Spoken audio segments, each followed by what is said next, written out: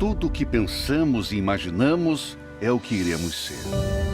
O poder do realizar está no pensamento. É nele que alimentamos a força ou a fraqueza. Pensamentos de dúvidas, pessimistas, inseguros e incertos levam o ser humano à fraqueza, à derrota, à miséria e ao fracasso. Mas assim como o pensamento fraco leva à ruína, o pensamento de Deus leva à conquista, à vitória e à realização. Você precisa urgente decidir: dúvida ou certeza? Conquistar ou perder? Ser fraco ou ser forte?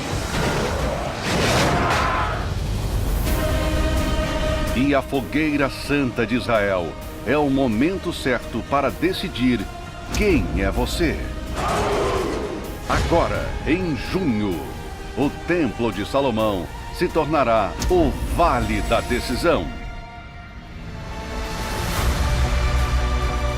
Um lugar único, onde bispos e pastores do mundo inteiro irão clamar pelos seus pedidos e decidir a mudança da história da sua vida.